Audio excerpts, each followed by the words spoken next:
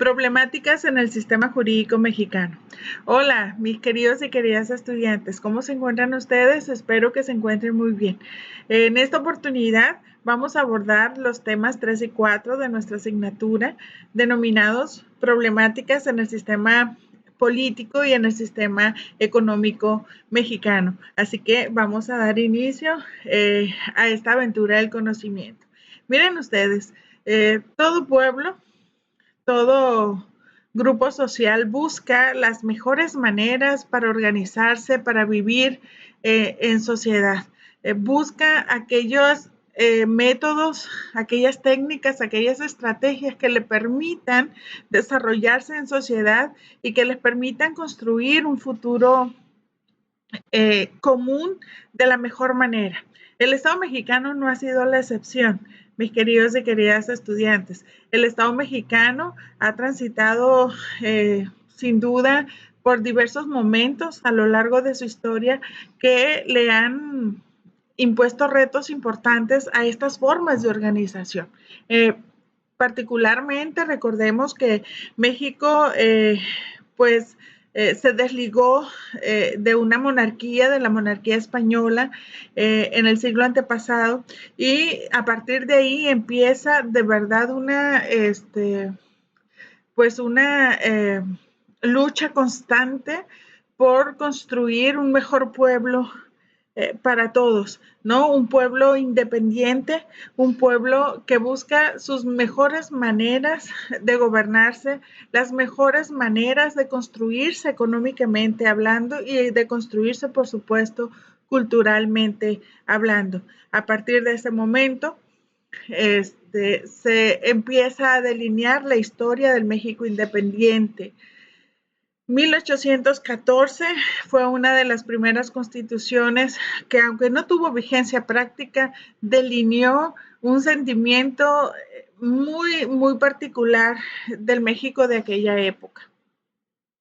La necesidad de no volver a contar con un gobierno en el que una persona se arrogara toda el poder y las decisiones del pueblo. Es decir, se rechazó de manera tajante en la Constitución Histórica de 1814 la posibilidad de volver a tener una monarquía como tal. Ya no queríamos una monarquía. La Constitución de 1824 vino a cristalizar este anhelo de instaurar en nuestra nación un gobierno diferente a una monarquía. Vimos en peligro esta circunstancia con los gobiernos de Iturbide, con los gobiernos de Santana, con los gobiernos de Maximiliano, con el gobierno de Díaz y de Huerta. Sin embargo, a lo largo de la historia, a pesar de estos obstáculos que vivimos, pues se imperó sin duda alguna la necesidad de establecer en México una república que le da la posibilidad sin duda alguna al pueblo de tomar sus propias decisiones y decidir qué forma de gobierno y quiénes lo gobernarán a lo largo del tiempo. Por ello es importante advertir que el Estado mexicano pues se ha conformado de una manera no lineal, sino que ha tenido altos y bajos, pero entre esos altos y bajos, particularmente en la Constitución de 1814, la de 1824, la de 1847, porque la del 36 fue centralista, la de 1857 y la de 1917, se ha logrado delinear a lo largo de estas constituciones, tanto las históricas como la vigente actual, delinear una forma de gobierno donde se establece que será particularmente un gobierno democrático, un gobierno federal establecido en una república. La democracia, mis queridos y queridas estudiantes, implica la posibilidad del gobierno de todos, el gobierno del pueblo. ¿Qué quiere decir esto? Que el pueblo decide por sí mismo quiénes lo gobernarán. En México, sin duda alguna, carecemos de una democracia directa.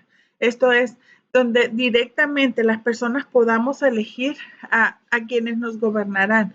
El sistema que ha imperado en nuestro país es el de la democracia indirecta. Esto es, que nosotros elegimos a nuestros representantes, quienes serán quienes tomen las decisiones de todo tipo, legislativas, económicas, políticas, culturales, en nuestra representación, ¿no? Y serán quienes lleguen a tomar las riendas del poder político en nuestra nación. Debo recordarles, mis queridos y queridas estudiantes, que en un inicio el derecho al voto en nuestro país no era universal. El derecho al voto estaba circunscrito exclusivamente a varones y no a todos los varones, a cierto tipo de varones que cumplieran con ciertos requisitos. No fue sino hasta 1953 que la mujer, por ejemplo, fue reconocida en su derecho a votar y ser votada. 1853 quiere decir que previo a dicha circunstancia, a dicho tiempo, la mujer no teníamos ninguna posibilidad de participar de la vida política del país, lo que era sin duda alguna bastante triste y pues refleja sin duda alguna también parte de la historia cultural negadora de los derechos de la mujer en México, que desafortunadamente aún se sigue viviendo una circunstancia práctica, si no legal, sí práctica, en cuanto al desconocimiento de los derechos de la mujer. Pues bien, 1853 fue la fecha en que nosotras como mujeres adquirimos el derecho o nos fue reconocido el derecho a votar y ser votadas. Eh, si quisiéramos realmente rememorar o advertir cuál es la finalidad del gobierno en nuestro país, mis queridos y queridas estudiantes, pues creo que solamente basta asomarnos un poquito a nuestra Constitución.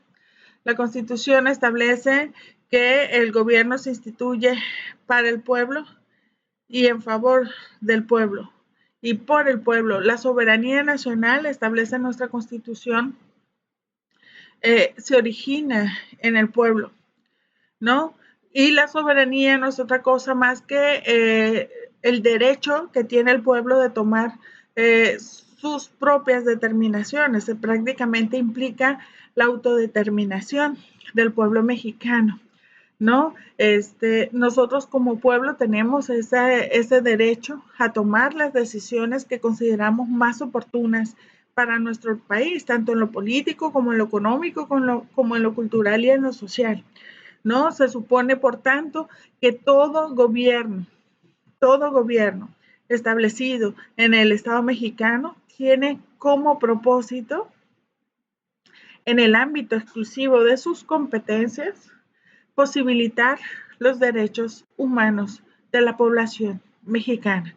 Si nosotros analizamos con detenimiento la Constitución Política Nacional, particularmente el artículo primero constitucional, advertiremos que toda autoridad tiene el deber de respetar, hacer cumplir los derechos humanos de la población y por otro lado tiene el deber de investigar, sancionar y reparar violaciones a derechos humanos de la población.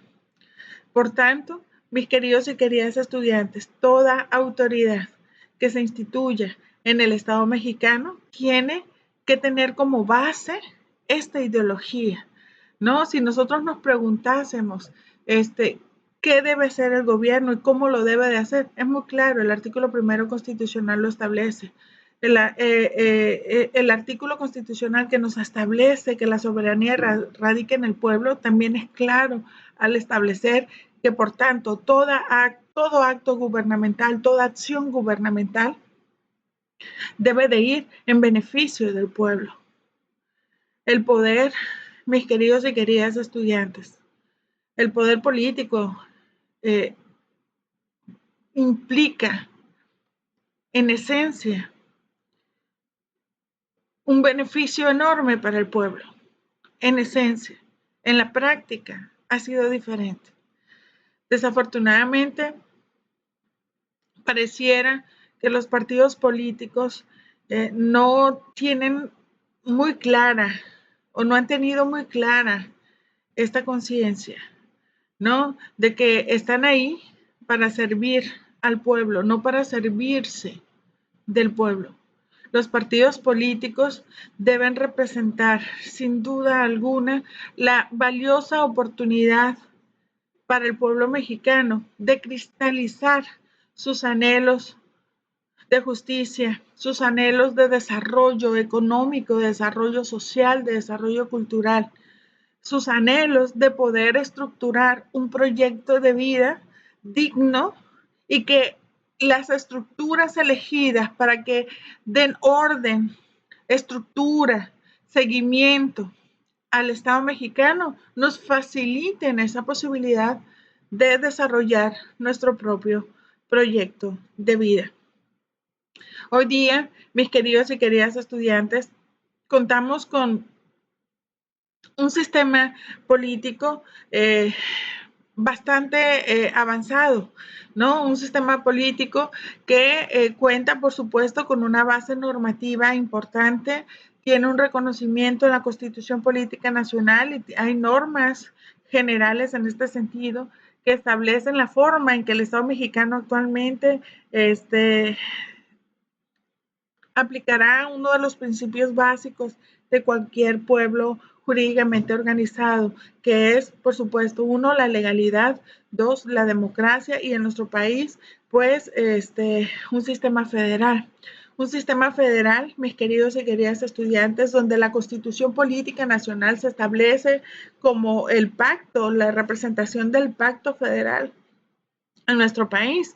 Nosotros estamos políticamente y jurídicamente estructurados en un gobierno federal y gobiernos en las entidades federativas. Se les reconoce a los pueblos en cada una de las entidades federativas la potestad y la soberanía en sí mismo, lo que implica que a pesar de la existencia de un gobierno federal que tiene bases económicas, políticas y jurídicas estrictas, existirán en el territorio nacional también entidades federativas con una soberanía que les permite construir sus propias estructuras, construir su propia norma, pero bajo un criterio rector que no se debe de olvidar.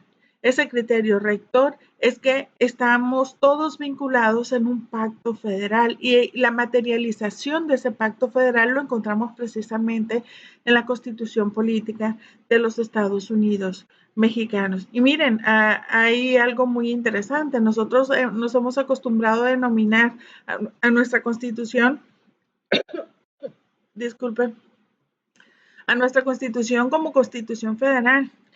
Probablemente lo hacemos rememorando el Pacto Federal, pero debo decirles que la Constitución no es federal, la Constitución es nacional. Y es nacional en el sentido que no solamente regula a las autoridades federales, regula también a autoridades estatales y autoridades municipales, ¿no? Y establece las bases de la nación, establece las bases económicas, sociales, culturales de la nación. Por ello, nuestra Constitución, mis queridos y queridas estudiantes, debemos denominarla como Constitución Nacional o como Constitución Política de los Estados Unidos mexicanos. Por tanto, hoy día contamos con un sistema político que busca ser incluyente, un sistema político que busca implementar principios como la universalidad, esto es, la posibilidad de que todos los mexicanos puedan acceder precisamente a manifestar su voluntad en relación con las decisiones principales que se toman en el gobierno, ¿no? Por tanto, mujeres, hombres, excepto niños, por la cuestión de la minoría de la edad y extranjeros, ¿no? Y por supuesto, personas privadas de su libertad a las que se les hayan limitado sus derechos políticos electorales, carecen de posibilidad de integrarse a este grupo, ¿no? pero hombres y mujeres, todas, con independencia de la posición económica de la persona, tiene el derecho a votar y ser votado. Cuando México suscribe el Pacto Internacional de Derechos Civiles y Políticos, cuando México suscribe la Convención Americana de Derechos Humanos, interpone una reserva en el que establece que no toda persona tiene derecho a votar y ser votados, ¿no? Entre esas personas están precisamente los menores de edad, las personas privadas de su libertad, cuyas limitaciones a sus derechos políticos y electorales se han establecido, y a los extranjeros, ¿no?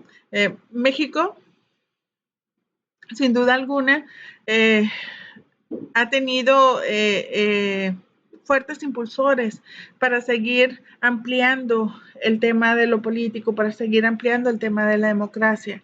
Se ha vivido, por ejemplo, la posibilidad de que la Corte Interamericana de Derechos Humanos haya establecido ciertos criterios y haya abierto la posibilidad de que en el territorio mexicano se establezcan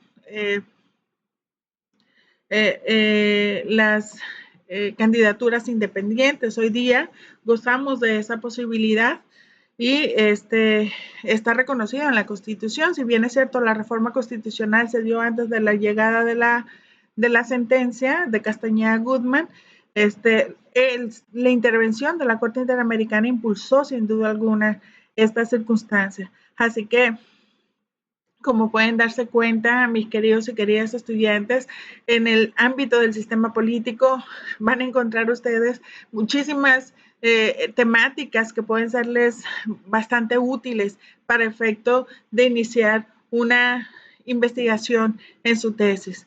Ha sido suficiente el desarrollo del tema político en nuestro país. Hay posibilidades reales de mejora del sistema político mexicano. ¿En qué sentido? ¿Cómo se puede dar? ¿Realmente estamos suficientemente representada la población femenina en la Constitución Política Nacional, en el ámbito electoral? ¿Lo estamos en las leyes federales? ¿Qué hay con la equidad de género? ¿Qué hay con las acciones afirmativas en el ámbito de lo electoral?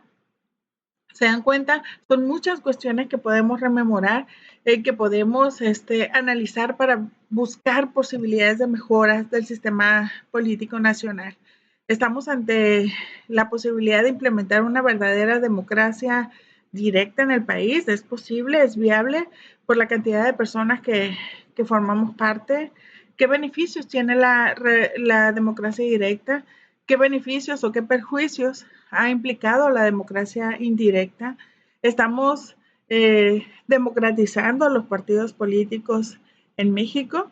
¿Qué sucede con todas estas interrogantes? ¿Se dan cuenta? Hay mucho por hacer, hay mucho por descubrir, hay mucho por analizar, mis queridos y queridas estudiantes. Por lo que el estudio del sistema político mexicano representa una enorme y valiosa oportunidad de aportar al sistema jurídico mexicano y representar en nuestros estudios, en nuestra tesis, un tema que puede dar frutos valiosos para el sistema jurídico y para la población mexicana. Ahora bien, en el ámbito de lo económico, mis queridos y queridas estudiantes, también existe un mundo de posibilidades maravillosos. Debo decirles que desafortunadamente, México ocupa una posición nada privilegiada en el tema de la desigualdad económica a lo largo del mundo en comparación con otros países. No somos uno de los pueblos más desiguales que ustedes se puedan imaginar en cuanto a recursos económicos de las personas, ¿no?